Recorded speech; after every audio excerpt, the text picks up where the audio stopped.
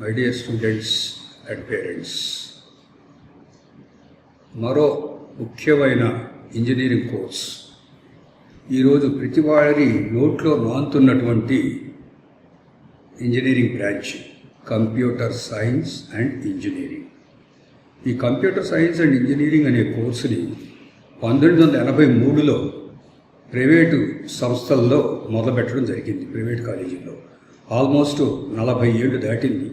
Computer science private సెక్టర్లోకి వచ్చి గ్రాడ్యువల్గా దాని ఇంపార్టెన్స్ పెరుగుతూ ఈరోజు ఏ పని చేయాలన్నా కంప్యూటర్ ద్వారానే అవుతుంది. కంప్యూటర్ లేకపోతే ఏ పని జరగడం లేదు అనే పరిస్థితికి వచ్చింది. ఈ ఎలక్ట్రానిక్స్ అండ్ కమ్యూనికేషన్ డెవలప్మెంటు, తర్వాత ఈ కంప్యూటర్స్ డెవలప్మెంట్ వల్ల మనుషుల మధ్య దూరం బాగా తగ్గిపోయింది. ఏ దేశంలో ఉన్నా ఉత్తరాలు రాసుకునే పరిస్థితి నుంచి వీడియో కాల్ చేసుకొని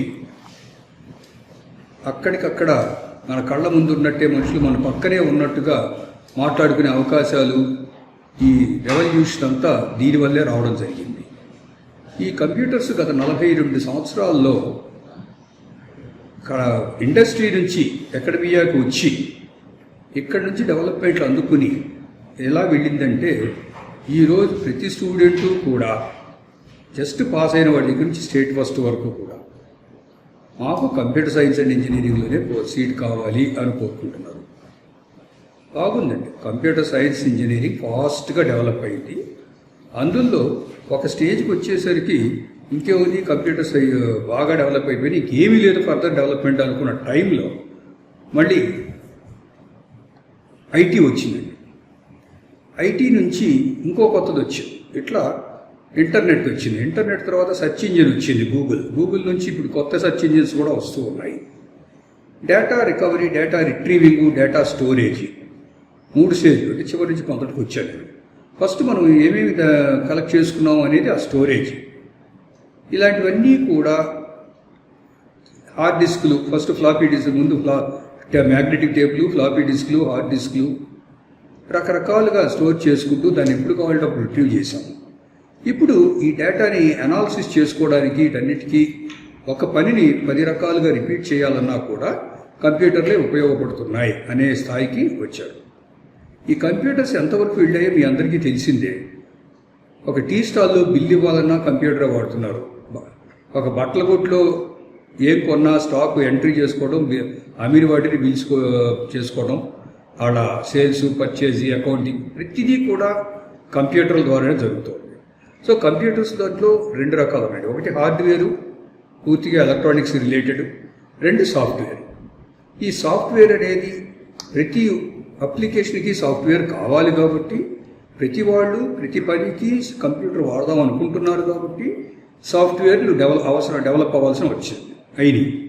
ఈ సాఫ్ట్వేర్ డెవలప్మెంట్ కోసమే కొత్త కంపెనీలన్నీ పుట్టుకొచ్చి వారి ద్వారా వందలాది, వేలాది, లక్షలాది ఉద్యోగాలు జనరేట్ అయ్యి మంచి జీతాలతో కొలువులు ఇవ్వడం జరుగుతోంది.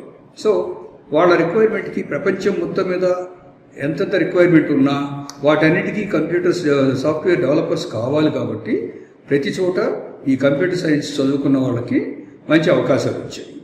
సో కంప్యూటర్ సైన్స్లో జాబ్ రావాలి అంటే కంప్యూటర్స్ గురించి తెలియాలండి, ప్రోగ్రామింగ్ గురించి తెలియాలి.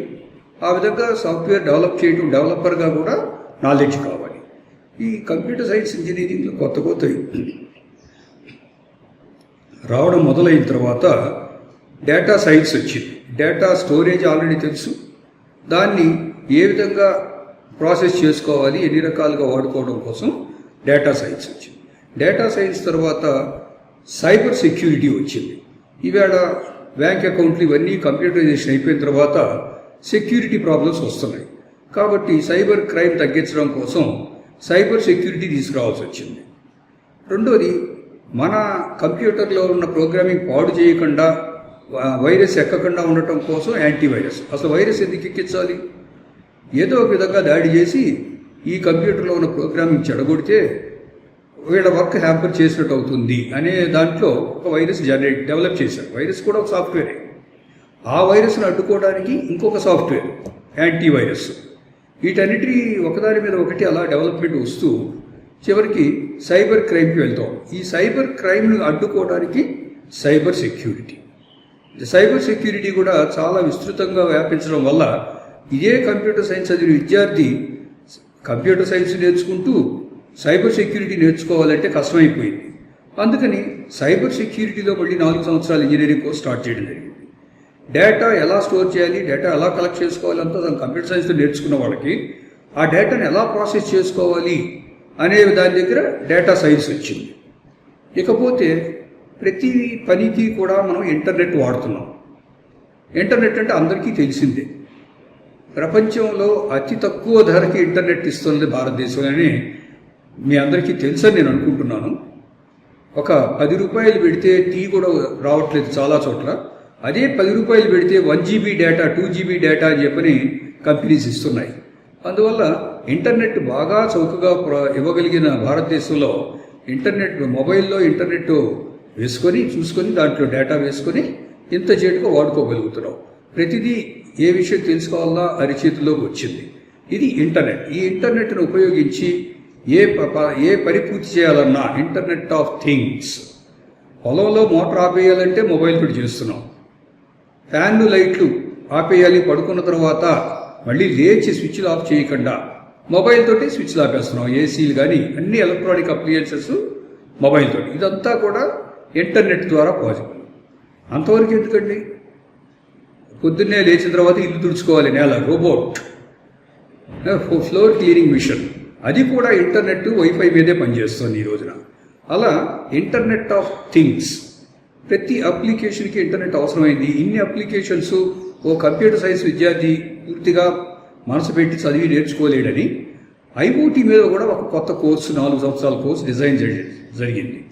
అంటే ప్రతి సబ్జెక్టు పెరిగే కొద్దీ దాన్ని ఒక 6 నెలల కోర్సు, సంవత్సరం కోర్సు దాకా నేర్చుకొని పూర్తి చేద్దాం అనే పరిస్థితి నుంచి 4 సంవత్సరాలు చదవాల్సినంతగా ఎదిగిపోతుంది.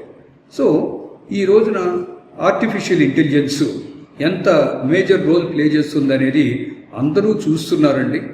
మనం లేకుండానే ఉన్నట్టు సృష్టించగలగడం అదే ఆర్టిఫిషియల్ ఇంటెలిజెన్స్. మన మనిషి మేధాశక్తిని ఆర్టిఫిషియల్గా కూడా తీసుకురావడమే ఈ ప్రధాన ఉద్దేశంగా వచ్చింది. అందువల్ల కంప్యూటర్ సైన్స్తో పాటు ఆర్టిఫిషియల్ ఇంటెలిజెన్స్ నేర్పాలంటే కష్టంగా ఉంది కాబట్టి ఆర్టిఫిషియల్ ఇంటెలిజెన్స్ మీద మళ్ళీ 4 ఏళ్ల కోర్సు తీసుకొచ్చారు. అదేవిధంగా మెషిన్ లెర్నింగ్. ఈ విధంగా కంప్యూటర్ సైన్స్ వృద్ధి చెందే కొద్దీ దాని యొక్క కొమ్మలు, బ్రాంచెస్ వస్తూ ఉన్నాయి. Artificial intelligence, machine learning, internet of things, data science, cyber security, ఇంకా ఇలా వృద్ధి చెందుతూ ఉంది. ఇక రాబోయే కాలంలో ఇంకా ఎన్ని కొత్త బ్రాంచ్లకి ఆస్కారం ఉంటుందో తెలియడం లేదు. కానీ ఏది వచ్చినా ఇవన్నీ ఒక్కరే చదవడం అయ్యే పని కాదు కాబట్టి విడివిడిగా వీటిల్లో 4 సంవత్సరాల ఇంజనీరింగ్ కోర్సులు ప్రారంభించడం జరిగింది. సో మీ పిల్లల ఇంట్రెస్ట్ని బట్టి పూర్తిగా కంప్యూటర్ సైన్స్కే డెడికేట్ అవ్వాలి అనుకుంటే అందులో వస్తున్న మోస్ట్ అడ్వాన్స్డ్ కోర్సుల గురించి కూడా ఒక అవగాహన తెచ్చుకొని అప్పుడు ఆ బ్రాంచ్ సెలెక్ట్ చేసుకోవడం మంచిది అని మా ఉద్దేశం. సో ఈ రోజున కొత్తగా వచ్చినటువంటి కంప్యూటర్ సైన్స్ బ్రాంచీలు కూడా దృష్టిలో పెట్టుకోవాలి. సో బేసిక్గా కోర్ సబ్జెక్ట్స్తో పాటు ఈ అడ్వాన్స్డ్ కోర్సెస్ని అర్థం చేసుకుంటూ వాటిలో ఎక్కడ ఎలాంటి ఉద్యోగాలు వస్తాయి అనేది కూడా తెలుసుకొని అప్పుడు బ్రాంచ్ని సెలెక్ట్ చేసుకుంటే 4 సంవత్సరాల కష్టానికి 40 సంవత్సరాల సుఖం ఉంటుంది. మేము ఆ విద్యార్థులకు ఒకటే చెప్తున్నాం, ఈ 4 సంవత్సరాలు కష్టపడండి, 40 సంవత్సరాలు సుఖపడండి అనేది. 40 సంవత్సరాలు అంటే ఒక ప్రొఫెషనల్ గవర్నమెంట్ ఇచ్చిన రిటైర్మెంట్ ఏజ్ కోసం 40 సంవత్సరాలు అని చెప్పాం. నిజమైన ప్రొఫెషనల్కి రిటైర్మెంట్ అనేది ఉండదండి. ఏ వయసు అయినా, ఎంత వయసు వచ్చినా ఇంకా పనిచేస్తూనే ఉంటారు. మెట్రో శ్రీనివాసన్ గారి మీకు ఒక ఎగ్జాంపుల్. 84 ఏళ్ల వయసులో ఇంకా ఆయన ప్రభుత్వం మెట్రో ఏ ఊర్లో మెట్రో కట్టాలన్నా ఆయన్నే పిలుస్తోంది. ఒక మంచి సివిల్ ఇంజనీర్గా, మెట్రో మ్యాన్గా పేరు పెట్టారు. ఈ విధంగా ఒక డాక్టర్, ఆయనకి ఎంత ఏజ్ పెరిగితే అంత సీనియర్ డాక్టర్గా మనం గౌరవిస్తాం, అంత మంచిగా వైద్యం చేస్తాడు అనుకుంటాం. అదేవిధంగా ప్రొఫెషనల్కి రిటైర్మెంట్ ఉండదు. ఎప్పుడైతే మన పిల్లలు అందులో ఎక్స్పర్టైజ్ సంపాదిస్తారో ఆ ఎక్స్పర్టైజ్తో పాటే వాళ్ళ రెమ్యూనరేషను, ఆనరోరియం అనండి, జీతం అనండి, అవి పెరుగుతూ వెళ్తాయి. అంతేకాకుండా జస్ట్ నేను 4 సంవత్సరాలు చదివేశాను, నాకు ఏదో వచ్చేస్తుంది అనుకుంటే అది కష్టం అవుతుంది, ఇబ్బంది అవుతుంది. కాబట్టి ఇష్టపడి ఆ కోర్సులో ఉన్న లోతుపాట్లు తెలుసుకొని దాంట్లో ఎలా చదువుకోవాలి, ఏం చేస్తే మంచి ఉద్యోగాలకి మేము వెళ్ళగలము అనేది వాళ్ళు తెలుసుకుంటూ ముందుకెళ్ళాలి. దానికి తల్లిదండ్రుల ప్రోద్బలం ఎంతో ఉండాలి. పాత రోజుల్లో అంటే తల్లిదండ్రులకి ఎన్ని అవగాహన ఉండేవి కాదు. ఇప్పుడు ప్రతి వారికి మినిమం అవగాహన వచ్చింది. అది ఒక సంతోషకరమైన విషయం.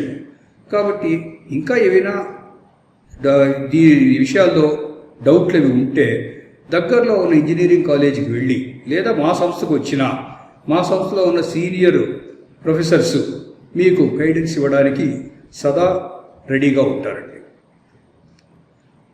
సో ఈ కంప్యూటర్ కోర్సుల వల్ల ఎలాంటి ఉద్యోగాలు వస్తున్నాయి, అది ఒకటేనా ఈ రోజున జాబ్ వచ్చేది, మిగతావి లేవా అనే దాని మీద విపులంగా చర్చిద్దాం. అగ్రికల్చర్ ఇంజనీరింగ్ అని మరో కోర్సు ఉందండి. దేశానికి వెన్నుముక రైతు అంటారు. దేశానికి ముఖ్యంగా కావాల్సింది అగ్రికల్చర్. వ్యవసాయమే లేకపోతే మనకి ఆహారమే ఉండదు. ఆహారం లేకపోతే ఎంత పెద్ద కంప్యూటర్ ఉద్యోగం ఉన్నా పొట్ట నిండకపోతే మనిషి బతకడు. కాబట్టి అగ్రికల్చర్ పెరుగుతున్న జనాభాని బట్టి ఆహార ధాన్యాలు ఉత్పత్తి పెరగాలి. భారతదేశం 30 కోట్ల జనాభా ఉన్నప్పుడు, స్వాతంత్ర్యం వచ్చినప్పుడు మనం ఆఖరికి బియ్యం కూడా కొనుక్కున్నాం. నా చిన్నప్పుడు నాకు బాగా గుర్తండి. రంగూన్ నుంచి, బర్మా నుంచి బియ్యం వచ్చాయి.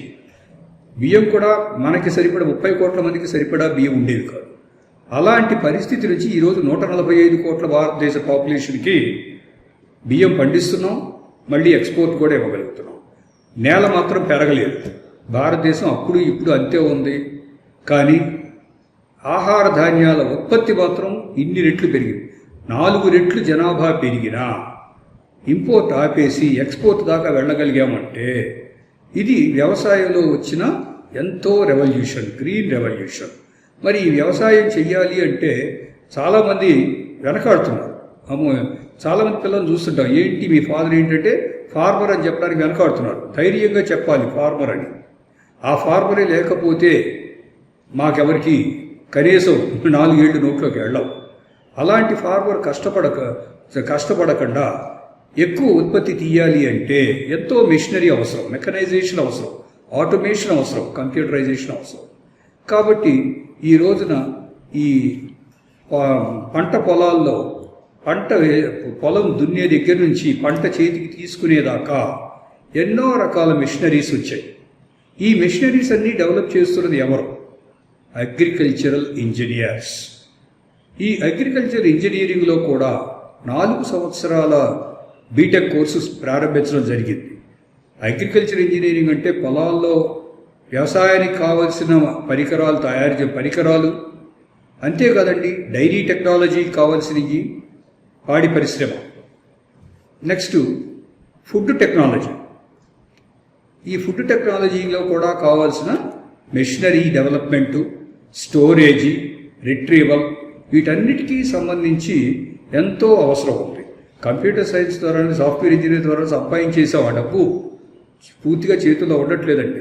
ఫుడ్ కావాలి, ఫుడ్ ఖర్చు పెట్టాలి.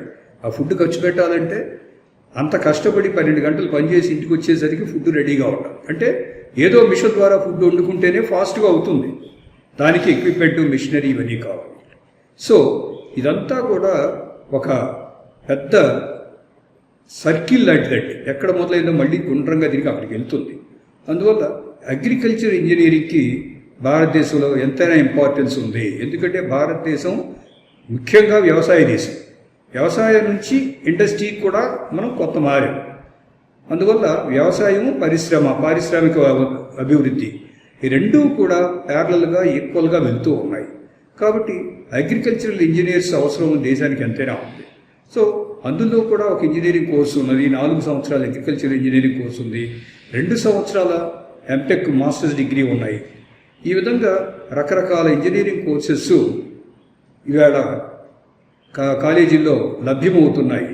వీటిని చాలా జాగ్రత్తగా ఎంచుకొని పిల్లలకి ఇష్టానికి తగ్గట్టుగా భవిష్యత్తులో ఏదైతే వారికి బాగుంటుంది అన్ని విధాల, ఒక విధంగా సౌఖ్యము, కంఫర్ట్ ఆఫ్ జాబ్, రెండోది ఆదాయం బాగుంటుందో అటువంటి కోర్సుని వాళ్ళకి మనసుకు నచ్చే విధంగా చూసుకొని సెలెక్ట్ చేసుకొని అందులో బాగా రాణించాలని ఇప్పుడు ఇంజనీరింగ్ చేరబోయే విద్యార్థులకు నా చిన్న సలహా. డియర్ ఆడియన్స్, ఇప్పటిదాకా మనం ఇంజనీరింగ్లో ఎన్ని రకాల కోర్సెస్ ఉన్నాయి, వాటికి ఎలాంటి ఆపర్చునిటీస్ ఉన్నాయి, ఎలాంటి ఏమేమి చదువులు, ఆ చదువుల్లో ఏమేమి నేర్చుకుంటారు అనే విధంగా కొంత చూసాము. ఇప్పుడు ఏ కోర్సుకి ఎటువంటి ఉద్యోగాలు వస్తున్నాయి, ప్రభుత్వ ఉద్యోగాలు, ప్రైవేట్ ఉద్యోగాలు, కార్పొరేట్ ఉద్యోగాలు, అదేవిధంగా పబ్లిక్ సెక్టర్ ఉద్యోగాలు, వీటి గురించి చూద్దాం. పోస్ట్ గ్రాడ్యుయేషన్ ఛాన్సెస్ ఆల్రెడీ మీకు ఎక్స్ప్లెయిన్ చేయడం జరిగింది. కోర్ సబ్జెక్టులు అంటాం, core engineering, civil, mechanical, electrical కోర్సులు, కొంతవరకు ఎలక్ట్రానిక్స్ అండ్ కమ్యూనికేషన్.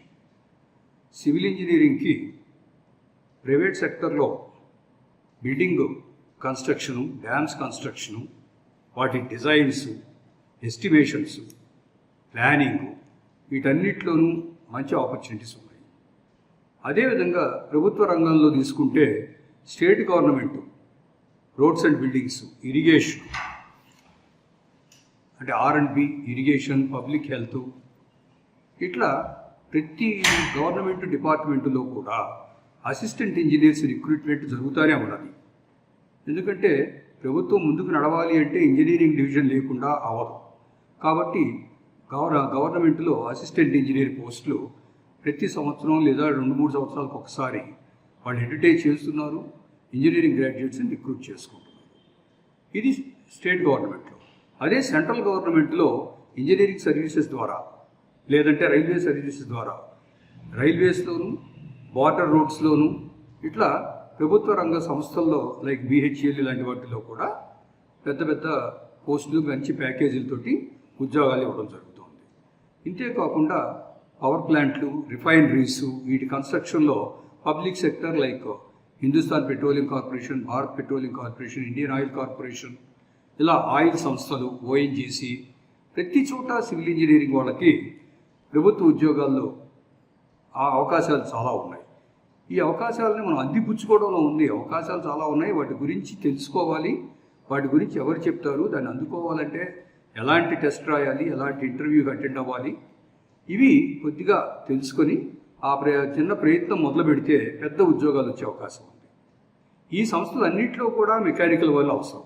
పవర్ ప్లాంట్లో కూడా ఈ మెకానికల్ ఇంజనీరింగ్ ఎక్కడెక్కడ ఉన్నాయి, ప్రైవేట్ కంపెనీస్ చాలా ఉన్నాయండి. ఎనీ మ్యానుఫ్యాక్చరింగ్, రైట్ ఫ్రమ్ గుండు సూదుల దగ్గర నుంచి విమానాల దాకా ఏం తయారు చేయాలన్నా ప్రతి ఫ్యాక్టరీలో మెకానికల్ ఇంజనీర్లు అవసరం ఉంది.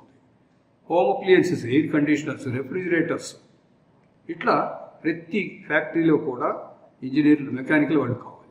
అంతేకాదు పవర్ సెక్టర్, వీటన్నిటికంటే మించినది ఆటోమొబైల్ ఇంజనీరింగ్. ఇలా ప్రైవేట్ సంస్థల్లో power sector, automobile engineering sector and వేరే డిఫరెంట్ ఫ్యాక్టరీస్. ప్రభుత్వ ఉద్యోగాల్లో స్టేట్ గవర్నమెంట్, సెంట్రల్ గవర్నమెంట్, అటు ఇండియన్ రైల్వేస్, ఎయిర్పోర్ట్ అథారిటీసు, తర్వాత ఈ సెంట్రల్ వర్క్షాప్స్, ఇంజనీరింగ్ సర్వీసెస్ ద్వారా జాబులోకి వెళ్ళడానికి ఉన్నది. వీటన్నిటికీ మించి పబ్లిక్ సెక్టర్ కంపెనీస్, మళ్ళీ నవరత్న కంపెనీస్ అని, వీటన్నిటిలో ఇస్రో, షార్, వీటన్నిటిలో కూడా మెకానికల్ వాళ్ళ అవసరం ఎంతైనా ఉంది. చాలాసార్లు మేము గమనించాం, మా స్టూడెంట్స్ ఇలాంటి కోర్ సబ్జెక్ట్ వాళ్ళు సాఫ్ట్వేర్ జాబ్ల కంటే కూడా ఎక్కువ ప్యాకేజీలతోటి ఇలాంటి సంస్థల్లోకి వెళ్తున్నారు. రీసెంట్గా చూశాను, HPCL కంపెనీలో ఒక అమ్మాయికి సెలక్షన్ వచ్చింది. అసిస్టెంట్ మేనేజర్ 19 లక్షల ప్యాకేజీ. ఎన్ని సాఫ్ట్వేర్ కంపెనీలు ఇంత ఆఫర్ చేస్తున్నాయో ఫ్రెషర్స్కి మీ అందరికీ తెలిసే ఉంటుంది. సో ఈ విధంగా మెకానికల్, సివిల్ వాళ్ళకి చాలా రకాల ఆపర్చునిటీస్ ఉన్నాయి. ఎలక్ట్రికల్కి తీసుకుంటే హోమ్ అప్లియన్సెస్, ఎలక్ట్రికల్ అప్లియన్సెస్, వాటితో పాటు పవర్ ప్లాంట్లు, ప్రైవేట్ పవర్ ప్లాంట్లు ఉన్నాయి, గవర్నమెంట్ పవర్ ప్లాంట్లు ఉన్నాయి. Thermal power, solar power, nuclear power, as well as hydro power. వీటన్ని చోట్ల కూడా ఎలక్ట్రికల్ ఇంజనీర్ లేకుండా మన ఇంట్లో లైట్ వెలగదు. కాబట్టి ఎక్కడ ఆపర్చునిటీస్ ఉన్నాయనేది కాలేజీ ద్వారా తెలుసుకొని వాటికి ఎలా ప్రిపేర్ అయ్యి ఆ జాబ్ క్రాక్ చేయాలి అనేది తెలుసుకొని వెళ్తే మంచి ప్యాకేజ్ తోటి కంఫర్టబుల్ జాబ్ దొరికే అవకాశం ఉంది. ఇండియన్ ఇంజనీరింగ్ సర్వీసెస్లో కూడా రైల్వేస్లో ఇలాంటి వాటిల్లో ఎలక్ట్రికల్ ఇంజనీర్ల అవసరం ఎంతో ఉంది. ఇస్రో, షార్ పెద్ద పెద్ద ప్యాకేజీలతో తీసుకుంటున్నారండి. ఎలక్ట్రికల్లో జాబ్ దొరకదు, ఎలక్ట్రికల్ కష్టము అని ఎలక్ట్రికల్ ఇంజనీరింగ్ కష్టము అని చాలామంది కొన్ని పుకార్లు పుట్టించి ఉన్నారు గతంలో. అటువంటిది ఏమీ లేదండి. ప్రతి సబ్జెక్టుకి తగిన టీచింగ్ కాలేజీలో ఉంటుంది. టీచర్స్, ఫ్యాకల్టీ చెప్పిన దాని ప్రకారం స్టూడెంట్ ఫాలో అయితే తప్పనిసరిగా అతను మంచి మార్కులతో పాస్ అవుతాడు.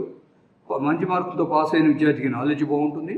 నాలెడ్జ్ బాగుంటే ఎలాంటి ఉద్యోగానికైనా అతను చేసే ప్రయత్నం ఫలిస్తుంది.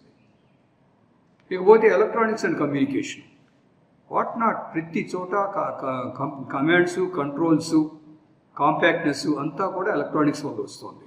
ఈ కోర్ బ్రాంచెస్ అందరికీ కూడా అంటే మెకానికల్, సివిల్, ఎలక్ట్రికల్, ఎలక్ట్రానిక్స్ వాళ్ళకి ఇక్కడ అక్కడ తేడా లేదండి.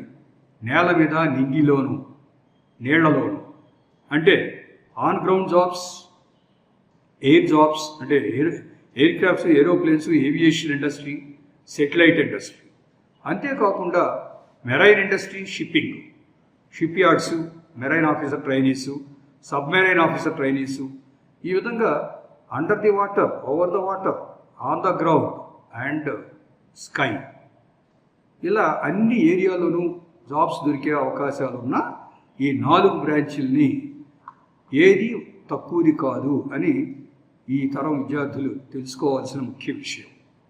వీటన్నిటికీ సపోర్ట్ వస్తోంది కంప్యూటర్ సైన్స్.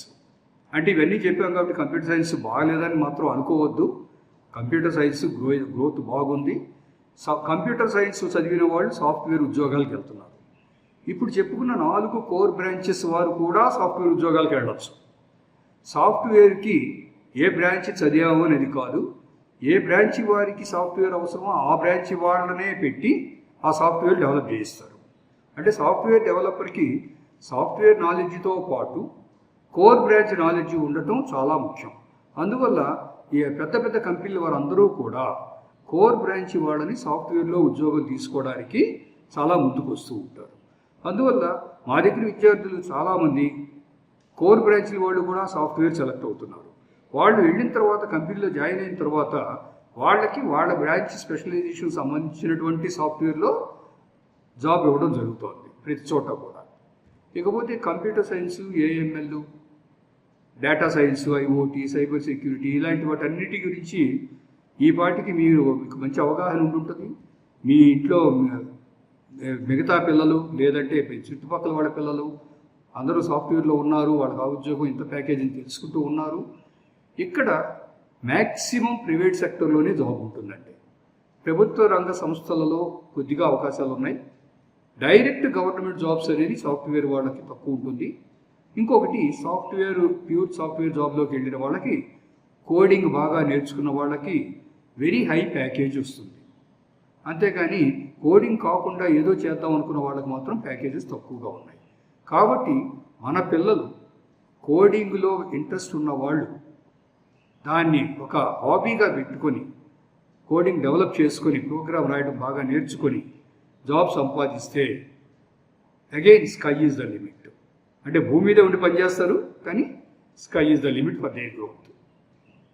మిగతా బ్రాంచ్ల వాళ్ళకి మాత్రం భూమి మీద, ఆకాశంలోనూ, నీళ్లలోనూ, నీళ్ల మీద ఎక్కడైనా పనిచేసే అవకాశాలు చాలా ఎక్కువగా ఉంటాయని చిన్న ఉదాహరణగా చెప్తున్నామండి మీకు. అంటే shipping, railways, marine, aviation, roads and other factories or machines. ఇందాకనే చెప్పాము, ఈరోజు మన ఆంధ్రప్రదేశ్ రాజధాని అమరావతి కన్స్ట్రక్షన్కి ఎంతమంది సివిల్ ఇంజనీర్లు కావాలి అనేది. నేనే ఆశ్చర్యపోయిన ఒక విషయం, సినిమా వాళ్ళకు కూడా ఇంజనీర్లు అవసరం, సినిమా నిర్మాతలకు కూడా ఇంజనీర్లు అవసరం. అందరికీ నచ్చినటువంటి ఒకప్పుడు super hit cinema Baahubali cinema తీసేటప్పుడు సుమారుగా 500 మంది ఇంజనీర్లు పనిచేశారని విన్నాను నేను. ఆ షూటింగ్ స్పాట్స్ విజిట్ చేసినప్పుడు వాళ్ళు చెప్తూ ఉన్నారు 500 మంది ఇంజనీర్లు పనిచేశారట ఆ సెట్టింగ్స్ వేయడము, అక్కడ ఉన్న టెక్నాలజీ ఉపయోగించడం కోసం. అందువల్ల మనలో నాలెడ్జ్ ఉండి మనలో టాలెంట్ ఇంప్రూవ్ చేసుకుంటే ఆకాశమే హద్దు. కాబట్టి విద్యార్థులు కాబోయే ఇంజనీర్లు ఇది దృష్టిలో పెట్టుకొని మీరు ఒక మంచి బ్రాంచ్ని సెలెక్ట్ చేసుకొని ఇష్టపూర్తిగా చదువుకుంటే, కష్టపడక్కర్లేదు, ఇష్టపడి చదివితే బ్రహ్మాండమైన ప్యాకేజ్ తోటి కంఫర్టబుల్గా జాబ్ చేసుకుంటారు. ఇంకొక చిన్న విషయం ఏమిటంటే, అన్ని కోర్ జాబ్స్లో కూడా ఏ కంపెనీ అయినా సరే 8 అవర్ డ్యూటీ, షిఫ్ట్ డ్యూటీస్ ఉంటాయి. 8 అవర్స్ పనిచేస్తే ఇంటికి వచ్చేస్తాం. ఆ తర్వాత టెన్షను అనేది ఉండవు. అందువల్ల 8 అవర్ డ్యూటీ ఉండి కంఫర్టబుల్గా ఉండాలి అనుకుంటే కోర్ సబ్జెక్ట్స్ మీద కాన్సన్ట్రేషన్ పెట్టి కోర్ జాబ్స్లోకి వెళ్తే బాగుంటుంది. అలా కాదు, ఎంతైనా పని చేయగలం, ఎన్ని గంటలైనా పర్వాలేదు అనుకున్నప్పుడు వేరే రకాలుగా మనం ఆలోచించుకుని వెళ్ళవచ్చు. తర్వాత ఇవన్నీ చెప్పారు, ఇవన్నీ ఇస్తున్న కాలేజీలు ఉన్నాయా, ఇలాంటి గైడెన్స్ ఎవరిస్తారు?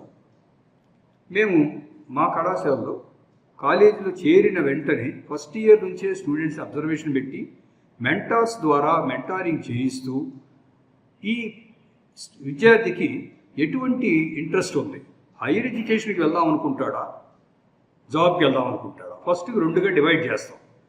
ఈ 2గా డివైడ్ చేసినప్పుడు ఈ హైయర్ ఎడ్యుకేషన్కి వెళ్ళే వాళ్ళకి దానికి తగిన గైడెన్స్ ఇస్తాం. నెక్స్ట్ జాబ్ కావాలన్న వాళ్ళకి మళ్ళీ దాంట్లో సబ్ డివిజన్ చేస్తాం. ప్రైవేట్ జాబా, గవర్నమెంట్ జాబా. మళ్ళీ ప్రైవేట్ జాబ్లో 2 రకాలు, టెక్నికల్ సైడా, అడ్మినిస్ట్రేషన్ సైడా. గవర్నమెంట్ జాబ్లో 2 రకాలు, స్టేట్ గవర్నమెంటా, సెంట్రల్ గవర్నమెంటా. మళ్ళీ స్టేట్ గవర్నమెంట్, సెంట్రల్ గవర్నమెంట్లో 2 రకాలు, టెక్నాలజీ వైపా, అడ్మినిస్ట్రేషన్ వైపా. ఇలా బైఫర్కేట్ చేసి వీళ్ళందరినీ గ్రూపులుగా చేసి ఎవరికి ఏదైతే ఇష్టం ఉందో ఆ గ్రూప్ ఆఫ్ స్టూడెంట్స్కి ఆ డైరెక్షన్లో కౌన్సిలింగు, కెరియర్ గైడెన్సు ఇప్పిస్తూ ఆ తగిన కోచింగ్ కూడా మధ్య మధ్యలో ఏర్పాటు చేస్తూ యూనివర్సిటీ కోర్సుతో పాటు ఈ గైడెన్స్ కూడా ఇప్పిస్తూ ఆయా రంగాల్లో వాళ్ళని నిష్ణాతులను చేయడానికి పూర్తి మెకానిజం చేస్తున్నామండి ఇప్పుడు. దానివల్లే మా కాలేజీ సక్సెస్ ఇంతవరకు వచ్చింది. ఎప్పుడైనా ఒక కాలేజీ గురించి చూసినప్పుడు ఆయన ఎవరో ఒక మహాకవి చెప్పారు, దేశం అంటే మట్టి కాదు, దేశం అంటే మనుషులో. నా దృష్టిలో కాలేజీ అంటే ల్యాండ్, బిల్డింగ్ మాత్రమే కాదు, అందులో పనిచేసే staff, faculty. So faculty are more important and it is the vital organ of any successful organization. So ఎలాంటి ఫ్యాకల్టీ ఉన్నారు, వాళ్ళకి అవుట్లుక్ ఎలా ఉంది, తర్వాత వాళ్ళ క్వాలిఫికేషన్లు ఏంటి, ఎక్కడెక్కడ పనిచేసి వచ్చారు, వాళ్ళ నాలెడ్జ్ ఏమిటి, ఎప్పటికప్పుడు ఆ ఫ్యాకల్టీ వాళ్ళని వాళ్ళు అప్గ్రేడ్ చేసుకుంటూ స్టూడెంట్స్ని డెవలప్ చేయాలి. అటువంటి హైలీ క్వాలిఫైడ్ ఫ్యాకల్టీని మేము రిక్రూట్ చేసుకున్నామండి. మా దగ్గర మ్యాక్సిమం స్టాఫ్ డాక్టరేట్ తోటి ఉన్నారు.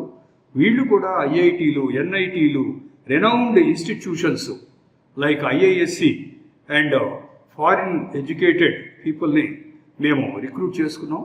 వీళ్ళందరూ ఎప్పుడో చదువుకుని వచ్చారు కదా సరిపోయింది అనుకోకుండా వాళ్ళని క్వాలిటీ ఇంప్రూవ్మెంట్ ప్రోగ్రామ్స్ ద్వారా, ఫ్యాకల్టీ డెవలప్మెంట్ ప్రోగ్రామ్స్ ద్వారా ఎప్పటికప్పుడు లేటెస్ట్ టెక్నాలజీస్లో ట్రైనప్ చేసి ఆ టెక్నాలజీని తర్వాత స్టూడెంట్స్కి అందించే ఏర్పాట్లు మేము చేశాము. ఇవన్నీ కంటిన్యూస్ ప్రాసెస్ నడుస్తూనే ఉంది. ఈ సంవత్సరం ఈ నెల 15 రోజుల్లో సుమారుగా 7 స్టాఫ్ ఐఐటీలో ట్రైనింగ్కి వెళ్ళారు. ఐఐటీలో ట్రైనప్ చేయడం అంటే అది ఎంతో నాలెడ్జ్తో కూడుకున్న విషయం. ఒక్కసారి ఐఐటి ట్రైన్డ్ పర్సన్ అంటే వాళ్ళు స్టూడెంట్స్కి ఎంత ఉపయోగపడతారో మీరే ఆలోచించుకోవచ్చు. At the same time modern teaching methods follow అవ్వాలండి. పాత చింతకాయ పచ్చడిలాగా ఓల్డ్ మెథడ్స్ తోటి కాకుండా అల్ట్రా మోడర్న్ టెక్నాలజీస్. కోవిడ్కి ముందు, కోవిడ్ తర్వాత చాలా మార్పులు వచ్చాయి. మేము కూడా టీచింగ్ మెథడ్స్ కొత్తవి తీసుకొచ్చి ఎంత ఫాస్ట్గా స్టూడెంట్స్ మైండ్లోకి టెక్నాలజీ ఎక్కించాలి అనే పద్ధతులు పాటిస్తూ ఉన్నాం. అదేవిధంగా స్టూడెంట్స్కి రెగ్యులర్ సబ్జెక్టుతో పాటు campus recruitment training, personality development programs first year నుంచే ఒక కరికులం లాగా ప్లాన్ చేసి ఏ టైంకి ఎంత డోస్ ఇవ్వాలో అంతా ఇచ్చుకుంటూ నేర్పిస్తున్నాం. ఇది ఇంటర్న్షిప్స్. బయట బోగస్ సంస్థల ద్వారా వీళ్ళు మోసపోకుండా ఆ ఇంటర్న్షిప్స్ వాళ్ళకి స్టైపెండ్ ఇచ్చేటువంటి పెద్ద సంస్థలు లేదా ఫ్రీగా వీళ్ళకి మంచి టెక్నాలజీ నేర్పే సంస్థలలో ఎన్నుకొని వాటిల్లో మాత్రమే ట్రైనింగ్ ఇప్పించడం. అటువంటివి దొరకనప్పుడు ఆ లెవెల్ ట్రైనింగ్ మా క్యాంపస్లోనే పూర్తిగా ఉచితంగా వసతి ఏర్పాటు చేసి మరీ నేర్పించడం జరుగుతోంది. ఏంటంటే ఇలాంటి ఇంటర్న్షిప్ చేయడం వల్ల ఎట్టి పరిస్థితుల్లో రేపు ఏ కంపెనీ వాళ్ళు వచ్చినా మా విద్యార్థులు సెలెక్ట్ అయిపోవాలి, ఫస్ట్ షాట్లోనే సెలెక్ట్ అయిపోవాలి అనే విధంగా ఈ ట్రైనింగ్ ఇవ్వడం జరుగుతోంది. ఈ బాగా నేర్చుకోవాలంటే ఎకో ఫ్రెండ్లీ ఎన్విరాన్మెంట్ ఉండాలండి. క్యాంపస్లో ఎకో ఫ్రెండ్లీ ఎన్విరాన్మెంట్ ఉన్నప్పుడే స్టూడెంట్ కంఫర్టబుల్గా పనిచేస్తాడు. Next, అక్రిడిటేషన్స్, ranking. కాలేజీకి ఎన్నో గుర్తింపులు అవసరం. ఈ గుర్తింపులన్నీ మేము స్టూడెంట్స్కి ఎంత ఇన్పుట్స్ ఇస్తున్నాము అనే దాన్ని బట్టి ఉంటుంది. అలాంటి అక్రిడిటేషన్స్, ర్యాంకింగ్స్ కోసం మేము సదా కృషి చేస్తూనే ఉంటాం. ఇందులో భాగంగా మేము renowned institutions, government organizations, private organizations, పెద్ద పెద్ద యూనివర్సిటీస్ తోటి ఎంఓయూలు చేసుకొని టైఅప్స్ పెట్టుకొని వాళ్ళ ద్వారా ఇండస్ట్రీ ఇన్స్టిట్యూషన్ ఇంటరాక్షన్ని బాగా నడపగలుగుతున్నాం. గెస్ట్ లెక్చర్స్కి పిలుస్తాం, ఇండస్ట్రియల్ విజిట్స్కి పంపిస్తుంటాం. ప్రతి స్టూడెంటు ప్రతి సెమిస్టర్లో ఒక ఫ్యాక్టరీ విజిట్ చేసి దాని మీద ఒక చిన్న రిపోర్ట్ సబ్మిట్ చేయాలి అనేది మా టార్గెట్ అండి. బీటెక్ పూర్తయ్యే లోపు ఒక స్టూడెంట్ కనీసం 7 ఫ్యాక్టరీలు విజిట్ చేసి ఆ 7 ఫ్యాక్టరీల్లో ఉన్న టెక్నాలజీస్ ఎలా ఇంప్లిమెంట్ చేస్తున్నారో అవగాహన తెచ్చుకోవాలి. కనీసం ఒక ఫ్యాక్టరీలో ఇంటర్న్షిప్ చేయాలి, ఈ విధంగా ప్రాజెక్ట్ చేయాలి అని mini project concept, major project concepts తోటి స్టూడెంట్స్ని గైడ్ చేయడం జరుగుతుంది. హ్యాండ్స్ ఆన్ ఎక్స్పీరియన్స్ కోసం వర్క్షాప్స్ నడపడం, వాల్యూ యాడెడ్ కోర్సెస్ ఇవ్వడము, ఇండస్ట్రీ ఓరియంటెడ్ సిలబస్ ద్వారా ఇవన్నీ సాధించడం జరుగుతోంది. ఇవన్నీ అందరికీ అందుతున్నాయా లేదా అనేది ఒక పెద్ద ప్రశ్న. మా పిల్లలు ఇవన్నీ ఇంట్లో చెప్పలేదండి, మాకు ఇవన్నీ తెలియడం లేదండి అని కొంతమంది పేరెంట్స్ వచ్చి చెప్తున్నారు. దీనికోసం కంటిన్యూస్ మానిటరింగ్ పెట్టుకొని ప్రతి 20 మంది స్టూడెంట్స్కి ఒక మెంటార్ని పెట్టి వీళ్ళు ఎంతవరకు అవగాహన చేసుకుంటున్నారు, ఎంతవరకు తెలుసుకుంటున్నారు, నేర్చుకున్నారు, వీళ్ళ మైండ్ సెట్ ఎలా ఉంది అనేది చూసి పేరెంట్స్తో కూడా కంటిన్యూస్ కాంటాక్ట్లో ఉంటూ తీసుకొస్తాం. ఇదే విధంగా ఇప్పుడు పేరెంట్స్ ఫోన్ నంబర్లతోటి గ్రూప్స్ పెట్టామండి. ప్రతి బ్రాంచ్ సబ్జెక్ట్కి ఒక గ్రూప్లో పేరెంట్స్ గ్రూప్ పెట్టి కాలేజీలో జరుగుతున్న ప్రోగ్రామ్స్ అన్నిటి గురించి కూడా పేరెంట్స్కి చెప్పాలి. కొంతమంది విద్యార్థులు చెప్పరు, మేము పేరెంట్స్ కూడా తెలియజేయాలని ఇప్పుడున్న టెక్నాలజీ, సోషల్ మీడియాని వాడుకుంటూ ఇన్ఫార్మ్ చేస్తున్నాం. దీంతోపాటు స్టూడెంట్స్ ఎంతసేపు క్లాస్ రూమ్లో బందీ అయ్యి ఉండకూడదు. స్పోర్ట్స్, గేమ్స్లో వాళ్ళు పార్టిసిపేట్ చేయాలి, కాలేజ్లో పార్టిసిపేట్ చేయాలి, ఇతర కాలేజీలతో పోటీ పడాలి, ఇతర యూనివర్సిటీతో కూడా పోటీ పడాలి, స్టేట్ లెవెల్, సెంట్రల్ లెవెల్. దానికి తగ్గ ట్రైనింగ్ ఇస్తున్నాం. మాకు అన్ని రకాల గేమ్స్కి, స్పోర్ట్స్కి కోర్టులు ఉన్నాయి, కావాల్సినంత స్థలం ఉంది క్యాంపస్. అందువల్ల ఈ గేమ్స్, స్పోర్ట్స్ అన్నీ ఆడుతూ ఉంటేనే ఫిజికల్ అండ్ మెంటల్ హెల్త్ ఉంటుంది. డైలీ కాసేపు రిలాక్సేషన్ కోసం వీటిలో పార్టిసిపేట్ చేయాలి. ఇప్పుడంతా కూడా మొబైల్లో గేమ్స్ ఆడుకుంటూ కళ్ళు పాడు చేసుకుంటూ ఉన్నారు. దాన్ని కొంచెం దూరంగా పెట్టి ఫిజికల్ ఎక్సర్సైజ్ ఉండేలాగా మేము కంప్లీట్ ప్లానింగ్ చేస్తున్నాం. అదేవిధంగా మనం సొసైటీలో ఉన్నాం, సొసైటీ నుంచి ఎంతో తీసుకుంటున్నాం, సొసైటీకి ఎంతో కొంత చెయ్యాలి. ఆ పరంపరలో ఎన్ఎస్ఎస్ యాక్టివిటీస్లో స్టూడెంట్స్ని బాగా ఇన్వాల్వ్ చేస్తున్నాం. ఈ మధ్య ఆంధ్రప్రదేశ్ రాష్ట్ర ప్రభుత్వం నుంచి అవార్డు కూడా స్వీకరించడం జరిగింది. సో సొసైటీకి ఎంతో కొంత చెయ్యాలి. సొసైటీలో మనం ఇంజనీరింగ్ స్టూడెంట్స్గా సొసైటీకి ఏమి ఇవ్వగలము అనే కాన్సెప్ట్లో ఒక 30 రకాల ప్రాజెక్టులని మేము డిజైన్ చేసుకొని ఆ 30 ప్రాజెక్టులని మా దగ్గర ఉన్న స్టూడెంట్స్ అందరి ద్వారా ఇంప్లిమెంట్ చేస్తున్నాం. డైరెక్ట్గా పబ్లిక్లోకి వెళ్ళి పబ్లిక్తో మమేకం అయ్యి వాళ్ళకి కావలసిన అవసరాలని ఈ టెక్నాలజీ ద్వారా తీర్చడానికి మా స్టూడెంట్స్ ప్రయత్నం చేస్తారు. అంటే ఇక్కడ ఈ 2-3 ఏళ్లలో నేర్చుకునే టెక్నాలజీని ఉపయోగించి సొసైటీకి కొంత అవుట్పుట్ ఇవ్వగలుగుతున్నారు కమ్యూనిటీ సొసైటీ ప్రాజెక్ట్ ద్వారా. ఇలా చెప్పుకుంటూ వెళ్తే చాలా విషయాలు ఉంటాయండి. సమయాభావం వల్ల పూర్తిగా చెప్పలేకపోతున్నాం. ఇప్పుడు ఇంజనీరింగ్లో చేరే విద్యార్థులు జాగ్రత్తగా కోర్సు సెలెక్ట్ చేసుకోవడం, దాంట్లో ఏ విధంగా వర్క్ చేస్తే మంచి మార్కులు మంచి గ్రేడ్లు వస్తాయి, at the same time job getting knowledge కోసం ప్రయత్నం చేయాలి. ఎంతసేపు హై పర్సంటేజ్ అని కాకుండా మంచి పర్సంటేజ్, దాంతోపాటు జాబ్ గెటింగ్ నాలెడ్జ్ కోసం వర్క్ చేస్తూ వెళ్ళచ్చు. ఇంకొకటి, ఆ బ్రాంచ్ చదివితే బాగుండేది, ఈ బ్రాంచ్ చదివితే బాగుండేది అనే కోరిక తీర్చుకోవడానికి ఇప్పుడు యూనివర్సిటీ వారు ఒక మంచి అవకాశం ఇచ్చారు. డ్యూయల్ డిగ్రీ ఆ ప్రోగ్రాం కానీ మైనర్ డిగ్రీ ప్రోగ్రాం కూడా ఉంది. అది ఇక్కడికి విద్యార్థులు చేరిన తర్వాత వాటి గురించి అవగాహన కల్పించి, కావాలంటే మెకానికల్ వాళ్ళు ఎలక్ట్రానిక్స్లో డిగ్రీ తీసుకోవచ్చు, ఎలక్ట్రానిక్స్ వాళ్ళు ఎలక్ట్రికల్లో తీసుకోవచ్చు. ఈ విధంగా ఒక బ్రాంచ్ వాళ్ళు ఇంకో బ్రాంచ్లో మైనర్ డిగ్రీ తీసుకునే అవకాశం మేము కల్పిస్తాము. ఇది తెలుసుకొని విద్యార్థులు 2 డిగ్రీలు తీసుకునే అవకాశం ఉంటుంది. 2 ఏరియాస్లో కూడా ఎక్కడ ఉద్యోగం దొరికితే లేదా ఎక్కడ మంచి జాబ్ దొరికితే అక్కడికి వెళ్ళే అవకాశాలు ఉంటాయి. ఇవన్నీ సభాముఖంగా పూర్తిగా ఎక్స్ప్లెయిన్ చేయటం కుదరడం లేదు. మా దగ్గరికి వచ్చినప్పుడు ఫస్ట్ స్టూడెంట్స్ చేరిన వెంటనే వాళ్ళకి ఫస్ట్ 15 రోజులు కౌన్సిలింగ్ ప్రోగ్రాము, ఓరియంటేషన్ ప్రోగ్రాంలో వివరాలు అందిస్తూ ఉంటాం. ఇలాంటివి తెలుసుకొని పేరెంట్స్ కూడా ఎప్పటికప్పుడు మీ పిల్లల ఇంప్రూవ్మెంట్ ఎలా ఉంది, ఎలా బిహేవ్ చేస్తున్నారు, ఎలా చదువుకుంటున్నారు, ఎలా ఫాలో అవుతున్నారు, అట్ ది సేమ్ టైం కరెక్ట్గా ఉన్నారా లేదా అనేది చెక్ చేసుకుంటూ కాలేజీకి సహకరిస్తే మీ పిల్లల భవిష్యత్తు బాగుంటుంది, మా కాలేజీకి మంచి పేరు వస్తుంది అని ఈ యొక్క అవకాశాన్ని మేము సృష్టించుకొని మీకోసం చెప్పాలి అని మీ ముందుకు వచ్చామండి. ఓపికగా విన్నందుకు, వీక్షించినందుకు ధన్యవాదాలు. పరమేశ్వరరావు, ప్రిన్సిపాల్, వికాస్ ఇంజనీరింగ్ కళాశాల. ఇప్పటి వరకు నేను ఒక్కడే మాట్లాడడం జరిగిందండి. ఈ చెప్పిన విషయాలు అవగాహన అయినాయి అనుకుంటున్నాను. ఈ విషయాలు కానీ ఇంకేదైనా ఈ ఇంజనీరింగ్ విద్యకు సంబంధించి కానీ విద్యార్థులు వారి తల్లిదండ్రులు మీకు ఎటువంటి సందేహాలు ఉన్నా మేము వాటికి తగిన సమాధానాలు ఇవ్వడానికి ప్రయత్నం చేస్తాం. మా నాలెడ్జ్కి తగ్గట్టుగా మేము వాటిని మీకు నివృత్తి చేయడానికి ప్రయత్నం చేస్తాం. సో ఈ గూగుల్ మీట్ ద్వారా మీరు ఒక్కొక్కరు ప్రశ్నలు అడగచ్చు, దానికి తగిన సమాధానాలు మేము ఇస్తాము. మీ డౌట్స్ క్లారిఫై చేయగలుగుతాము మా నాలెడ్జ్ పరిధిలో.